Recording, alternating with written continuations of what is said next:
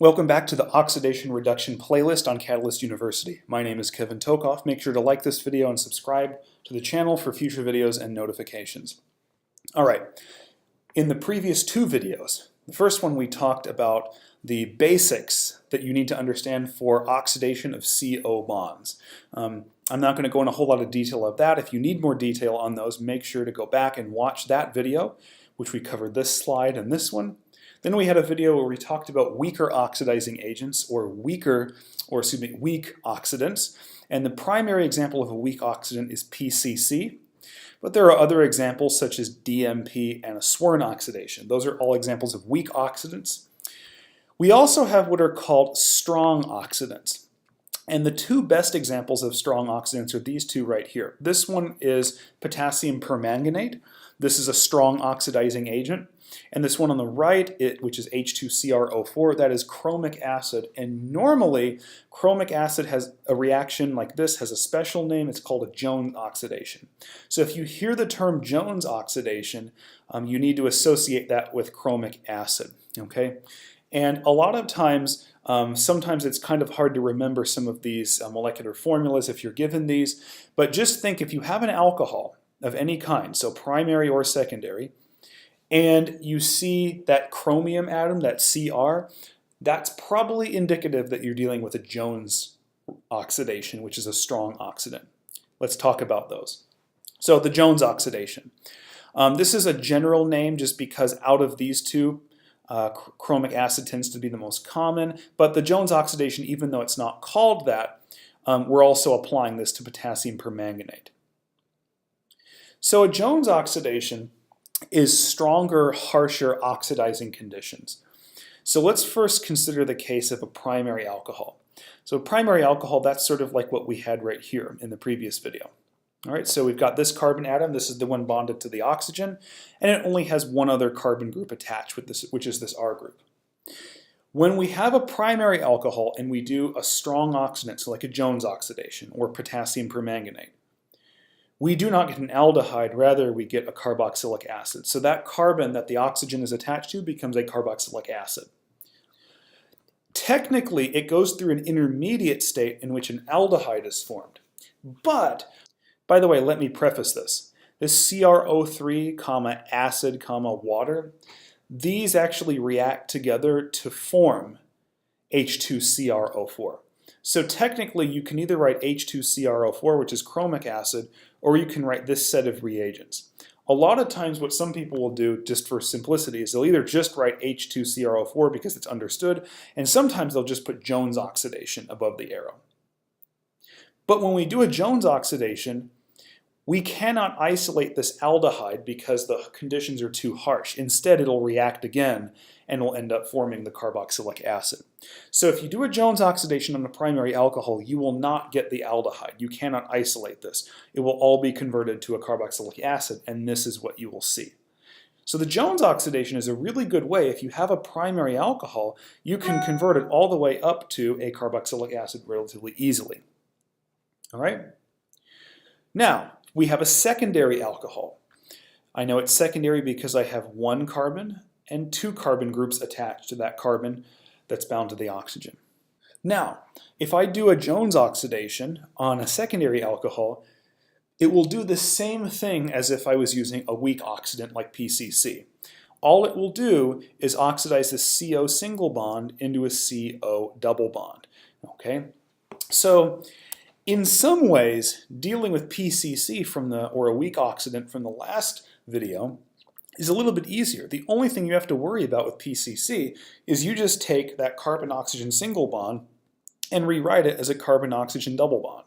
Again, we have a carbon-oxygen single bond, just rewrite it as a carbon-oxygen double bond.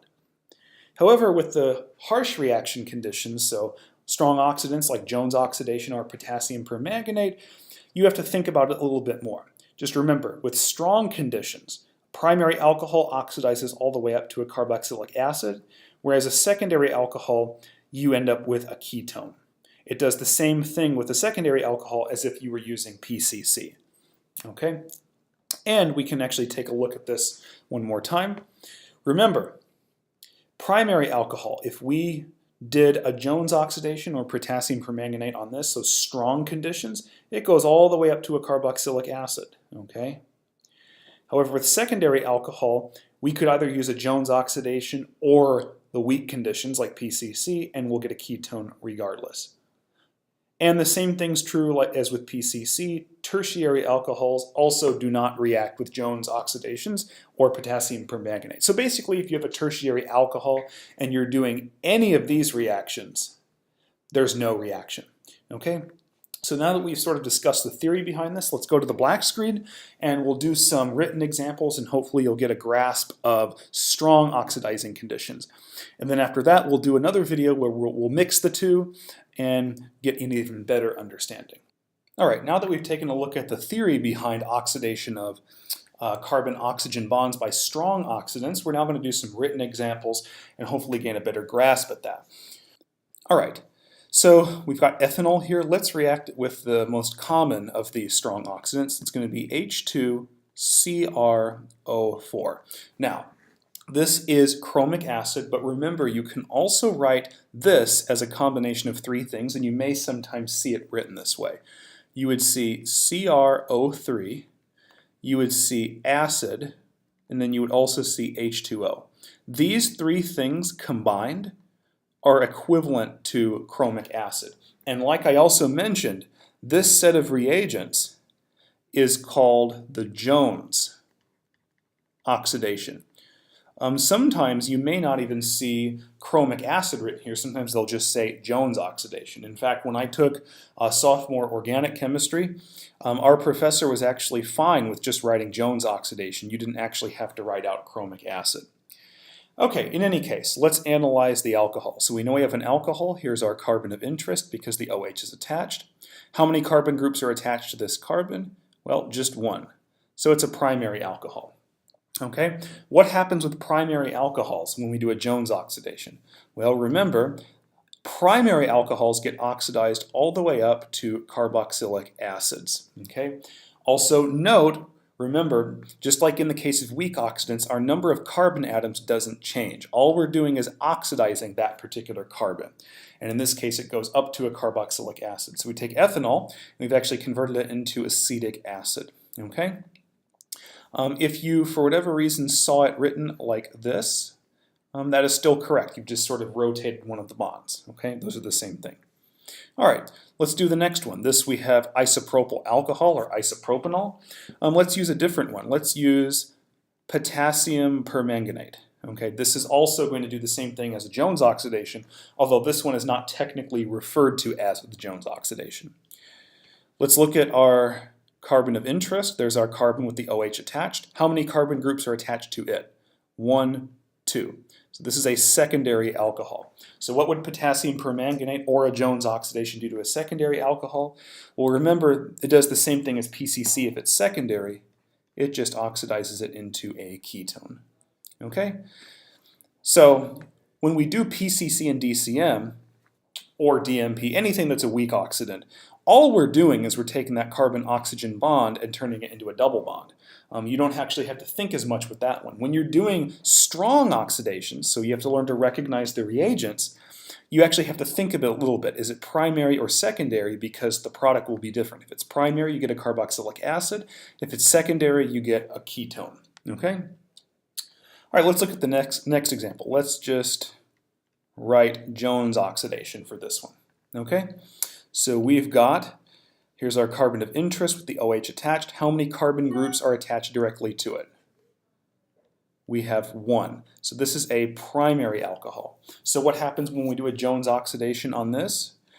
We should get a carboxylic acid. So we're going to draw all the carbon atoms still in the same connectivity, but this carbon that's primary now becomes a carboxylic acid. Okay? So that's what happens if we do a Jones oxidation on this.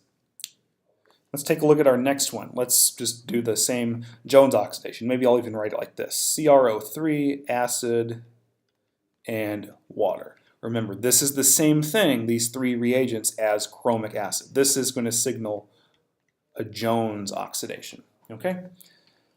Here is our carbon of interest. How many carbon groups are attached to it? 1, 2, 3. So this is a tertiary alcohol. Now remember, Whether you're dealing with a weak or strong oxidant, they don't do anything to tertiary alcohols. So this one is a no reaction. Okay? The Jones oxidation and potassium permanganate, so your strong oxidants, again, will only work on primary and secondary alcohols in terms of alcohols. Now, so in addition to primary and secondary alcohols reacting with strong oxidizing agents, such as Jones oxidation and potassium permanganate, there's actually one other functional group that can actually react with potassium permanganate or the Jones oxidation, and that's actually aldehydes. Let's go back to the PowerPoint and actually review a little bit. And I kind of have this PowerPoint off a little bit. Let me see if I can move it over. There we go.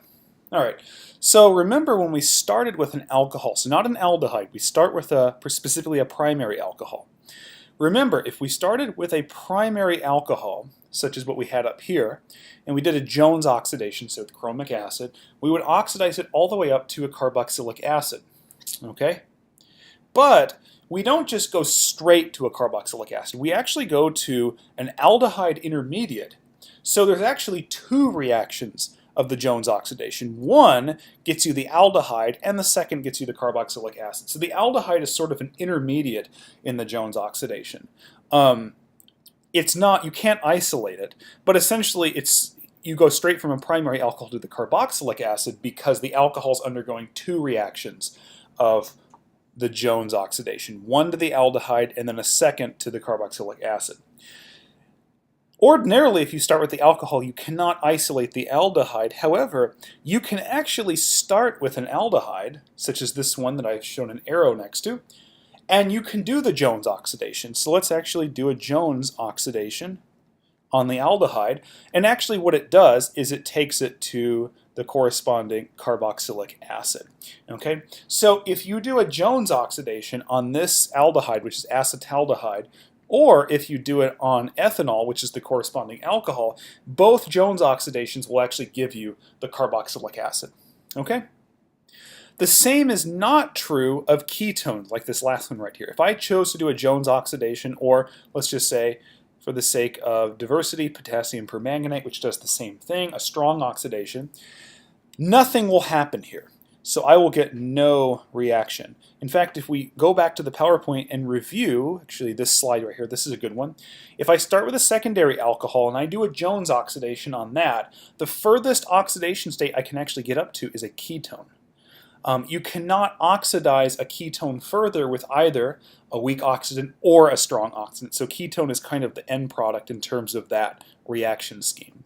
Okay, so no reaction. All right, let's do one more example. One more example. All right, so suppose I start with, let's say I have this alcohol right here. So I'm going to give you kind of a weird one. Larger molecule. So here is, it's actually technically a diol. A diol is a molecule that has two alcohol groups. And let's suppose I'm going to do a Jones oxidation. Let's do a Jones oxidation on this molecule, and let's see if we can predict the product of that. All right, so the first thing to do is identify any relevant carbon atoms. Well, we've got two. This will be the first one. Let's analyze that, and then let's analyze the second one, which is down here. All right, so this one in red, is this primary, secondary, or tertiary? Well, we've got two carbon groups attached, so this is secondary. In fact, I'm actually going to do this. I'm actually going to put, oops, that violates the octet rule. Let me do this. I'm actually going to put another alcohol up here we'll do that in blue. All right, that one's secondary. Let's look at the one in green. How many carbon groups attached to this? Well, it's just one carbon group. So this is a primary alcohol. And then this one up here, this is the relevant carbon. How many carbon groups attached? 1, 2, 3. So this is actually a tertiary alcohol. That's a tertiary alcohol. Okay? So let's do a Jones oxidation on this. So first of all, let me draw the carbon skeleton, since this is sort of a complicated molecule. Okay, so there's my carbon skeleton. Let's worry about this secondary carbon first. What happens to this alcohol when you do a Jones oxidation? Well, for secondary alcohols, a Jones oxidation simply oxidizes it into a double bond like this. So a secondary alcohol becomes a ketone. Okay. What about the primary alcohol, which is in green down here? Well, it's a primary alcohol, so it gets oxidized all the way up to a carboxylic acid. Okay?